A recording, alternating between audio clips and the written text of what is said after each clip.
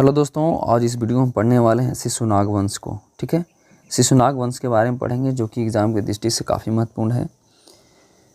तो चलिए हम वीडियो का स्टार्ट करते हैं। तो पहला पॉइंट यहाँ पे पढ़ना है शिशुनाग वंश। जो पहला है शिशुनाग वंश, इसका जो कार्यकाल है आप देख सकते हैं 412 ईसा पूर्व से लेकर के 394 ईसा पूर्व तक इसका शासनकाल रहा। तो इसमें सबसे पहला पॉइंट दिया गया है कि इस वंश के संस्थापक कौन थे, तो शिशुनाग थे।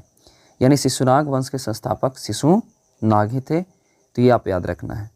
नेक्स्ट है, इन्होंने अवंती तथा वत्सराज पर अधिकार कर उसे मगध साम्राज्य में मिला लिया था। तो ठीक है, इन्होंने जो शिशुनाग थे उन्होंने अवंती और वत्सराज पर अधिकार करके उसे मगध साम्राज्य में क्या कर लिया था, मिला लिया था। नेक्स्ट पॉइंट है, इन्होंने अपनी राजधानी पाटलीग्राम, कहाँ से, पाटलीग्राम से हटाकर वैशाली को बनाया था। तो इन्होंने अपनी राजधानी पाटलीग्राम से हटाकर वैशाली को अपना राजधानी बनाया था मगध का। नेक्स्ट है, इसके शासन के समय मगध साम्राज्य के अंतर्गत बंगाल से लेकर मालवा तक का क्षेत्र था।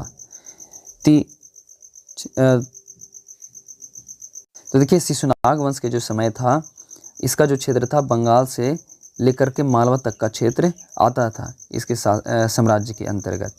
नेक्स्ट है, इस वंश का अगला जो शासक था कालशोक था। ठीक है, याद रखिएगा। नेक्स्ट पढ़ेंगे कालाशोक। तो कालाशोक का जो शासनकाल रहा वो रहा 394 ईसा पूर्व से 366 ईसा पूर्व तक। इन्होंने इसमें बताया गया पहला पॉइंट कि शिशुनाग की मृत्यु के पश्चात कालाशोक मगध की गद्दी पर बैठा। नेक्स्ट है, इसका नाम पुराण तथा दिव्य दान में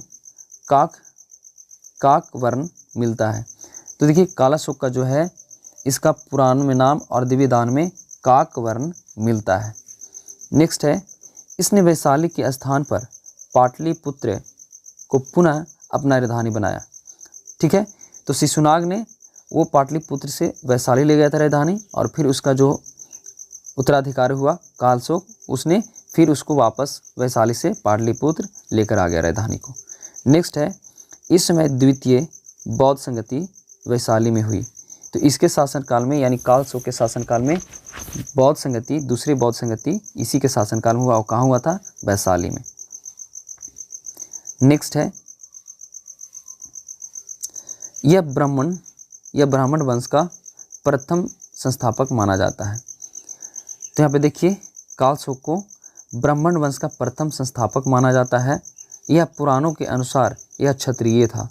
यह पुराणों के अनुसार क्या था, कालशोक क्षत्रिय था। नेक्स्ट है, इस वंश का अंतिम शासक नंदीवर्धन था।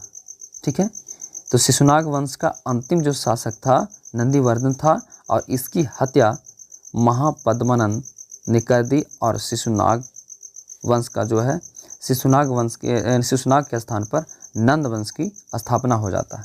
ठीक है, तो ये रहा। तो नेक्स्ट वीडियो में हम लोग पढ़ेंगे नंद वंश। ठीक है, क्या पढ़ने वाले हैं, नंद वंश।